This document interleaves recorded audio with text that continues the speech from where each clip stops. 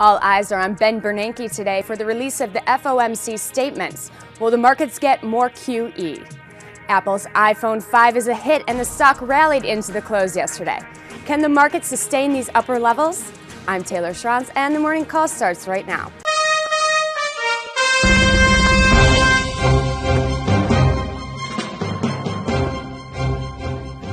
Good morning. I'm Scott Rudd, the Chief Strategic Officer of T3Live.com. And I'm Jill Malandrina with The Street. And together we bring you the morning call. Scott, what a day we have on top. We have PPI, jobless claims, we have natty numbers, but more importantly, 12:30, the FOMC decision, and Bernanke at 2:15. So we have a lot to watch on the tape today. I know. I might not even be able to take my Spain class at 12:30. What's Big Ben thinking?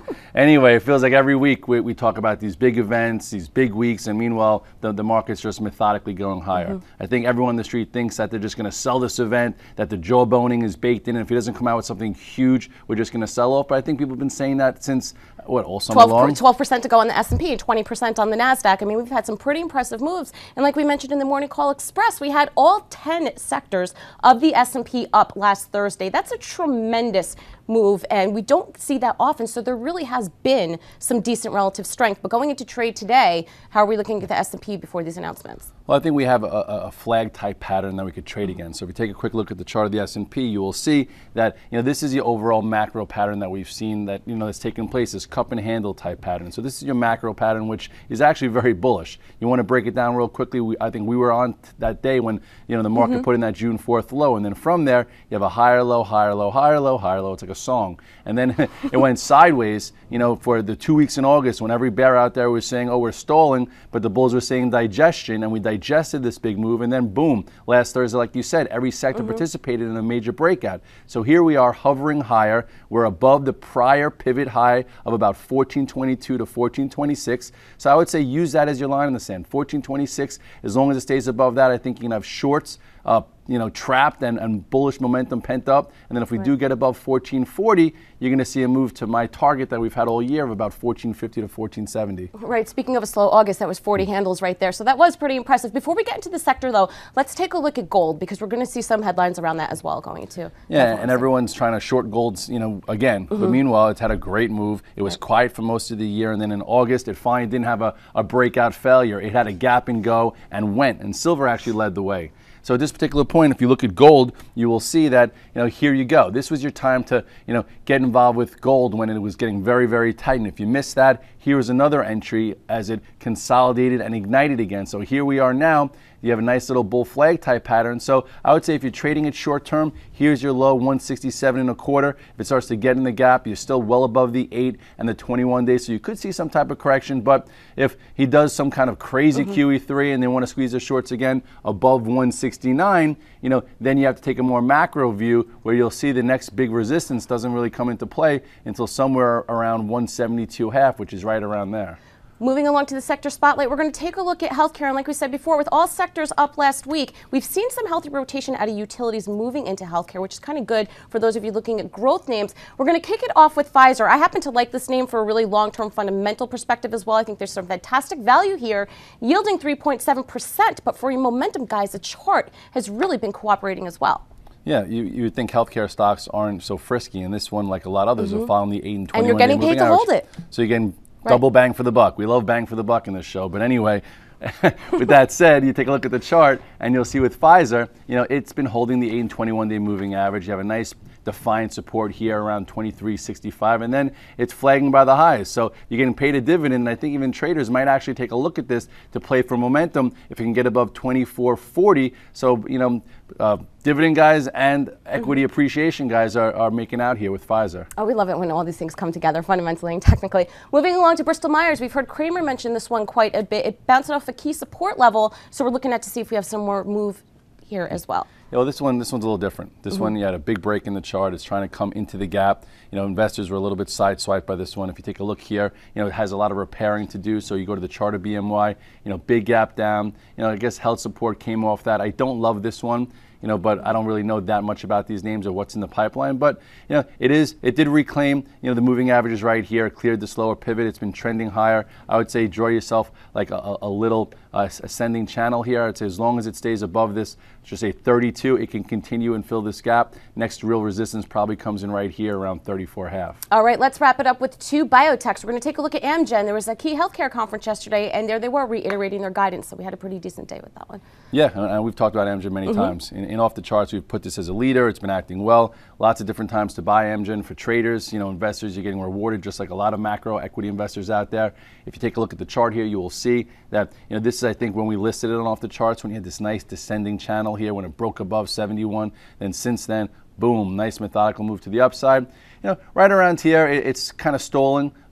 This potent bar short term is probably controlling the action. It's just kind of getting below the 821. So I think as an investor, you're probably fine. As a trader, you're probably going to avoid it. I would make sure that it holds this 50-day because it hasn't touched this 50-day in a long time. All right, and let's wrap it up with the Hep C pick right here. Kramer loves this one for that drug as well. Gilead, another one that took up their reiterated guidance yesterday at the conference. Yeah, and this one has been just on an uptrend, and some days good, some days bad, but most days very good. And this one actually traders turn to because it does have those big wide range bar days where the momentum comes in. If you take a look at this chart, you will see it's had a really nice road to the upside. This is above the 8-day, looking a little bit more healthy than Amgen. This was your last little consolidation where it started to break above, and it's still trending higher. One of these days it seems like it's going to just stretch and go, but at this point this is rewarding many investors and traders on all time frames right here. So Guild looks good. You know what I want to take a look at real quick too, the XLV, the ETF, where we can see again that June 4th low. We're seeing that money really come back in to provide that support. And when you look at this ETF itself, as a trader, I tend not to really look at healthcare, but it's just good to see that there are conservative investors out there that like healthcare. And if you look at the ETF itself, just like the markets, it had a nice methodical move. It's at highs. So again, equity markets are far from dead, and you can almost pick any sector and just pick something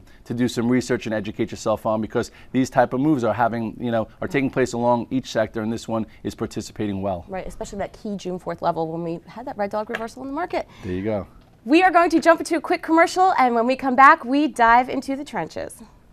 Hi, I'm Sean Hendelman of T3 Live, where we train, coach, and mentor traders in order to help you put your money to work with confidence. The T3 Live approach is a blueprint for you to recognize, adapt, and ultimately take advantage of different market conditions. To begin your training with T3 Live, we would like to offer you the opportunity to enroll in our free 30-day online home study course. Fill in your name and email address, and I'll see you on the other side. Welcome back to the morning call. We're going to dive into the trenches and take a look at the retail names, kicking it off with the luxury space. And as Stephanie mentioned yesterday in her video, luxury is not dead yet. We're going to take a look at Tiffany, ticker TIF. Yeah, the luxury makers were definitely not the place to be this year. It's been the big box ones like your Walmart, your Target, your Costco, but you can time stocks as well. So these luxury names that got so battered and bruised, there were catch-up plays or laggard plays, and when the market broadens out, they go for almost everything. So if you look here at Tiffany, you will see way down at the bottom end of this range. I remember talking about this descending channel here. Okay, this is when you had that gap down, continued, and then you were looking for some type of reversal. There you go. This is when it broke above 55, had a move retested, and it's been methodically, following the 8 and 21 again, and it also took back the 200 days. So I think this one is making a comeback. If you're just getting in now, you're probably a little late to what's been a nice move off the lows, but you see this uptrend right here. It's been following the 8 and 21. I think you stay with it. And I know this day it didn't break out and go, but traders might look at this one. If it could start getting above, just say 63.30, you can get a bit more momentum, and the next key level doesn't come into play until around 66. So there's still some room until bigger resistance. Right. So moving along to Coach, there's another one too that I think represents excellent value, and we're starting to look at some interesting entry points there because I think this is a good deal. Yeah, and if you look at reversal patterns for a swing trade, this one I remember the red dog reversal, and I hate to use my name, but I love using my name. Who am I kidding? Yeah, who are we kidding? Anyway, you go to the chart here and look. This is a great example. You look at this one. Okay, Coach had a bad report. Gap down 3 days here, and look what happened. Look at this reversal bar. Take a look. This is awesome. Okay, 2 days here, all of a sudden broke below, came back above. So your entry in Coach was 49.05. That's your red dog reversal. I think I'm going to mark this video because this is a great example. And then from there, if you are an active trader, Good Book says take it home long because it closed in the highs. You got paid. And then if you're a swing trader, you love the fact that he had 4 days to the upside, showing you power.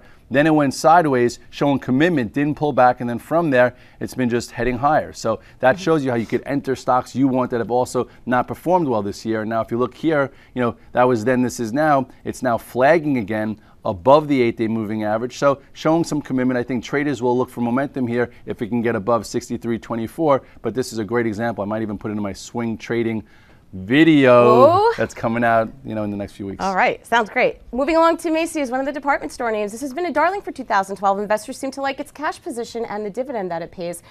Think there's any more to go for 2012? This one too. Yeah. It was in favor, then out of favor, and you definitely need to trade around it. And right now, it actually broke its uptrend a little bit from off the lows if you take a look at the chart. So I would put a little caution here too. You had this reversal where it broke through, a recent low, came back above. You saw a bit of a powerful move, held higher, and then it's been following this uptrend.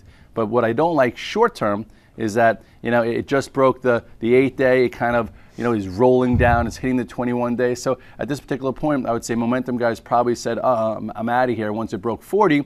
So I think just watch this one. It doesn't look as good. Here's support right there. As long as this holds around 39, it's fine.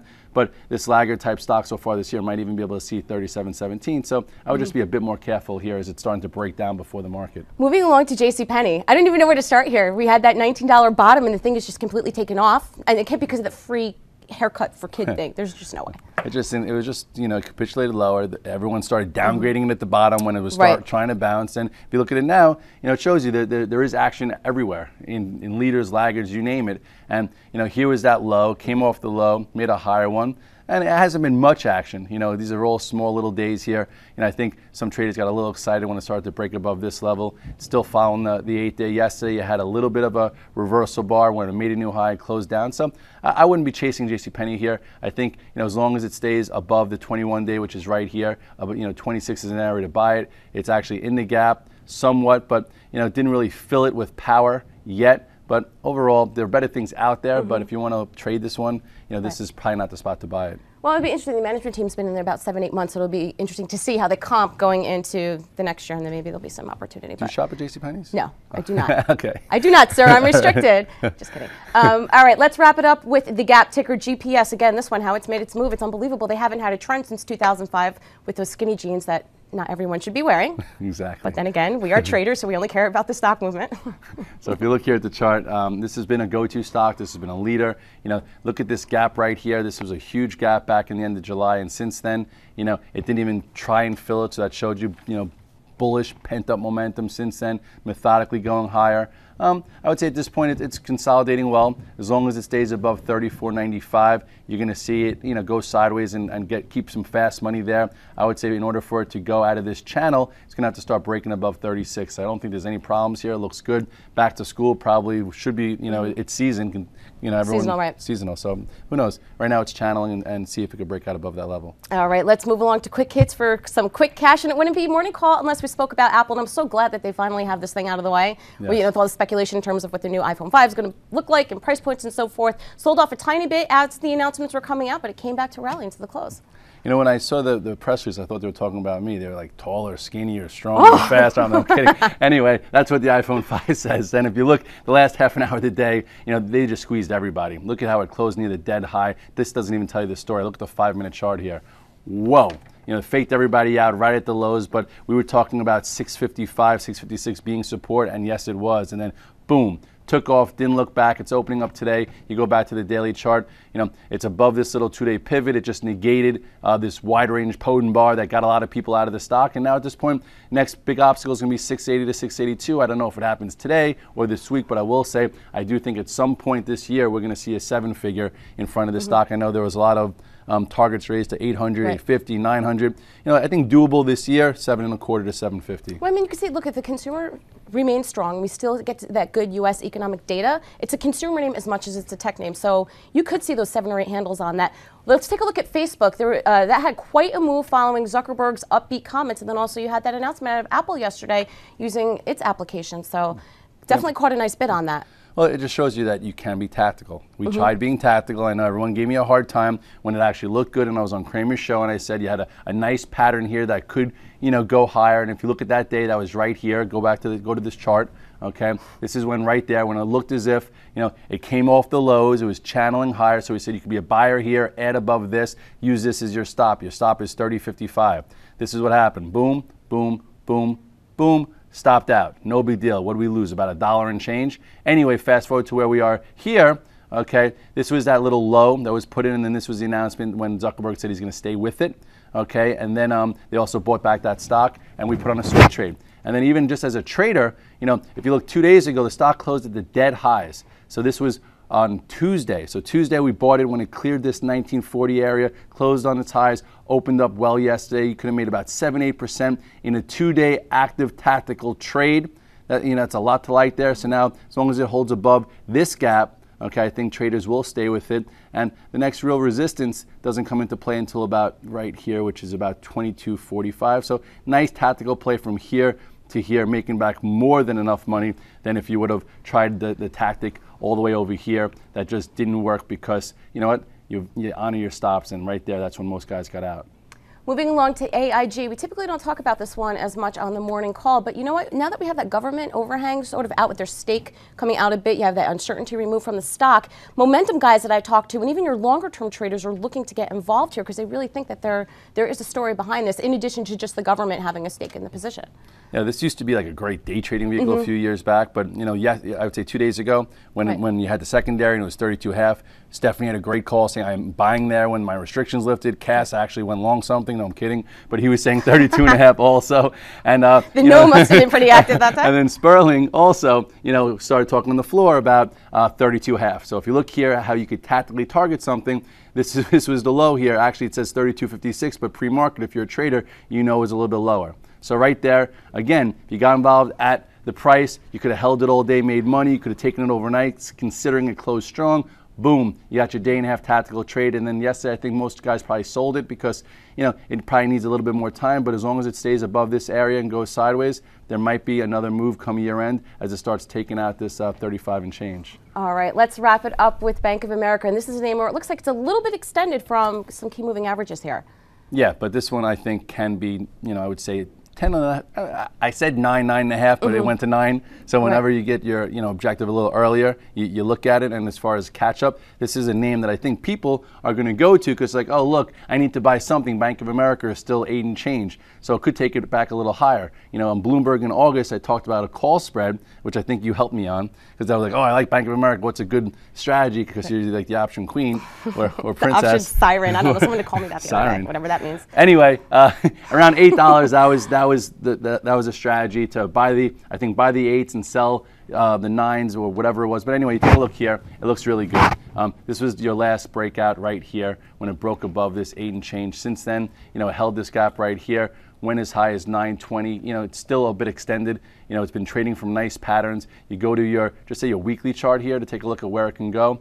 I do think that there's no reason why it can't test this high here of 1010, considering that you have a nice chart, trending higher, some performance chasing, and if it does take out this 1010, it might even try and make a go for even a little bit higher prices. So if you take a look a little bit longer term here to see where the next resistance is, I would say this level here, this is 1091, so it's not that much higher, but I would say 1010 to 1090, is not it's just, I don't see it being such a big obstacle. And then even this gap here, at $13. So at this point, I think if you long Bank of America and you want to have some kind of exposure to the banks, this is a place to be long term as a trade. A little extended here. All right, sounds good. All right, guys. Hopefully we'll have an interesting day on top with all the announcements and headline risks, some volatility, some volume, we hope. Catch Scott at the end of the day as he wraps up the charts for us on Real Money, Options Profits, and T3Live.com.